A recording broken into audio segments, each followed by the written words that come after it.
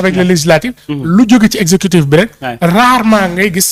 assemblée bi rejeté ko parce que c'est le prolongement souvent de l'exécutif. d'accord dinañ ci taxawaat léegi mais benn naka ngay gisee ci procédure bi bu fekkee jot nga suivre également tey li nga xamante ni moom moo nekkoon plénière bi ba ñu ngi lever immunité parlementaire déjà sa présence en fait moom mu ñëw défendre boppam. waaw pour moi c'est tout à fait normal. en tant que député. accusé nañ ko. il a intérêt. ñëw défendre boppam.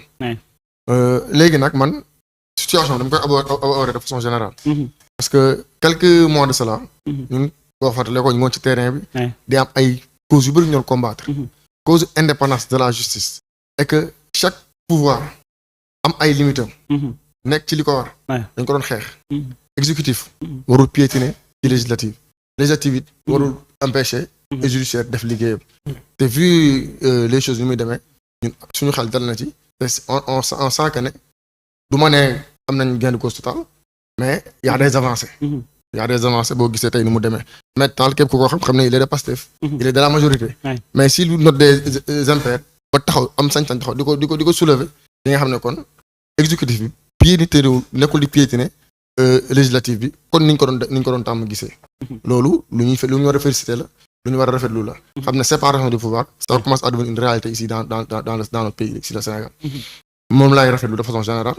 léegi par rapport ak cas spécifique bi fi am muy le cas de. Moustapha Diop. li Maître wax dégg fa ne yàlla ku nekk de bonne foi boo ko déggee dina attirer sa conscience. parce que ñun mënoon na ñun lever immunité parlementaire d'un député boo xam ne pays ñun apporté benn fait indexé wu ko seen indexé wu ko si. loolu ça fait réfléchir. léegi nag moom. comme que y a une dame bu ko accusé. et que bëgg na setal dara. parce que lever immunité ça veut pas dire que tu es fautif. bu ñu fàtte tamit ne.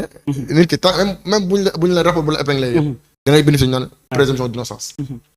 tey mën na dem taxaw ak. li mu ngi permettre parce que député. judiciaire amul droit woo ko. tant que. immunité parlementaire. le cas de président Sonko comme ni ko doon rappelé amul droit yooyu sans que kii. c'est le même cas. léegi boo dem ci mbir boo xam ne jàpp na ne moom. taxewu ci laale wusi kon tout à son honneur. tey mu dem répondre justice. setal boppam. après ñëw rentrer waat dans son cursus parlementaire. am contradiction par rapport ak nit ki amagoo information bu leer ci moom mais mine de rien da nga koy lever immunité parlementaire. non xam nga mënuñu dem dans le fond du dossier parce que information bu leer am na wala amul. loolu peut-être que man mënuma ko wax parce que maîtrise ma carrément. ce qui en est mais bu ñu sukkandikoo ci waxu Maître aussi. waaw non Maître dafa wax. les preuves yi ko xëy en tant qu'avocat aussi. non si c'est un juge c'est un homme de droit. nee na preuve yi ko kii jox moom. ci interprétation am joxuñu ko les kii nécessaire pour amul lu indexé. le sieur Moustapha Diop. mais la justice ñoom ñoo yor seen cëgal guy ñoom ñoo xam lu tax ñu soxla ko ñoom ñoo xam lu tax ñu wóolu ko léegi dina am confrontation. dañ ko déglu mais avant loolu par exemple lii ñi nga xamante ni mooy machine judiciaire bu bëgg ak ñi nga xamante député yi loolu lañ bëgg c'est deux choses différentes en fait. c'est-à-dire que ñii dañoo bëgg ñu lever immunité parlementaire ñii bu ñu jàppee ni li ñu di jox ci élément c'est pas amul fiabilité dëgërul non duñu lever immunité parlementaire parce que mine de rien voté nañ ko voilà.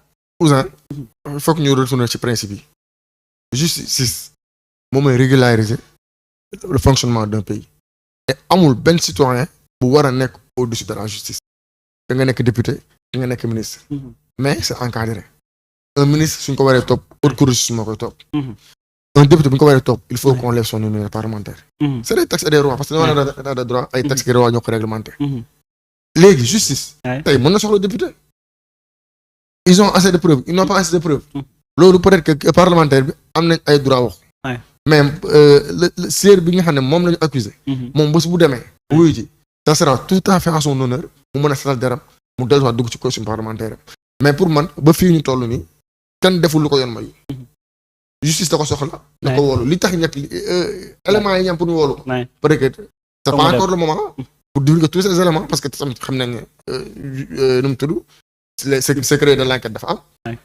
bu la yoon wooluwee du am du li mu am yëpp lay becc ci mbedd bi mais moom bu dee s'il parvient à prouver que ne il est blanc comme neige mais day delloo yor kii yow pour man ba fii ñu toll nii dañu war a applaudir moo tax ma ne la man en tant que citoyen doon combattre si cause nii man dama jàpp ne li ma doon xeex. ça a commencé à apporter ses fruits et dama ci fier. waaw ci ni muy doxee fi mu toll nii. alors Bassirou réduction des comptes est-ce que tamit en fait lu baax la. ci réew mu bu baax réew bu am justice. mais est-ce que bu ñu moytu dugg ci piège u jàpp pour jàpp parce que Pape Alé Niang aussi dafa wax réduction des comptes. approche bi baax na mais warul nekk rek uniquement pour emprisonner nit ñi maanaam tëj objectif bi warul nekk tëj parce que li ñu daloon ci Karim Wade duñ dal waaye ñu tëj ko 6 ans dem mu tëdd 3 ans 300 et quelques milliards nga topp ko voilà après finalité bi. fan lay mujjul fenn est-ce que bu ñu moytu aussi bañ a dugg ci piège. xam nga bi ma dégloo Pape Alé Niang dafa ma fàttali sama dernière venue ici seen plateau. à peu près inquiétude yi ma doon soulever moom la Pape Alé Niang soulever tey. bi ma léegi leen net parce que xam nga la réduction des comptes c'est un principe normal dans une démocratie. buñ la dénkee ba nga jógee fi war nga rendre compte. ki la remplacer tam c'est tout à fait normal mu def état des lieux. xam lim fekk. lu ko ci leer lu ko ci leerul. donc c'est un principe normal. pourquoi ça pose problème au Sénégal c'est parce que dans le passé li ñu ci gis dalul xel. et je disais la fois passée fii bi ma fa jógee. que les gens du pouvoir doivent aider le gouvernement dans ce processus en évitant l'hypertro-communication. Parce que tu as l'impression que chaque responsable de Pastef qui parle, c'est un procureur, c'est un juge. C'est-à-dire, bu ñu waxee nit ñoom boo leen di dégg juger nañ nit ki ba tëj ko. te communication bu bari bi nag dafay ñaawloo suñu xel. parce que dañu gisoon avec Macky Sall bi mu ñëwee. ñu wax la traque des biens mal acquis ñu indi ñu une liste d'une vingtaine de personnes à la fin presque 2 personnes Karim Wade lañ ci dégg ak Bibo Bourgi ak Pouy. Et au finish Karim Wade presque moo payé les pots cassés. Et il y avait une communication qui l'avait accompagné. mooy que tey tout ce qui était l'appareil de Benno Bokk Yaakaar envahissait les médias attaqué Karim Wade. mais ñu gis ni toutes les personnes yi nga xam ne tey dañu demoon fekk le régime kenn topp leen.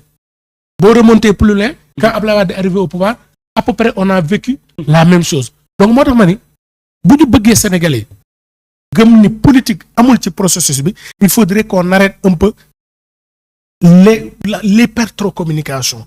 tey bu fekkee dañ jàpp ne am na nit koo xam ne dafa war a jëflante ak moom d'abord qu'on respecte ses droits que mu passer les procédures mais que mu bañ a yem rek que ñi des dans l'opposition. il y a des personnes qui ont rejoint le pouvoir actuel soit après la prise du pouvoir soit juste avant la prise du pouvoir et certaines de ces personnes ont été citées dans des rapports. Est-ce que ñoo def ou non je ne saurais confirmer mais j'attends que la justice agisse de la même manière parce que ba fi ñu toll les personnes yi nga xam ne ñoom lañ gis ñu ciblé gu leen yëpp mooy ceux qui ont une certaine posture radicale vis-à-vis du régime actuel ñi nga xam ni semble être de connivence avec le régime wala changer nañu posture kenn inquiété wu leen moo tax ñu jàpp ni tey ce régime là n'a pas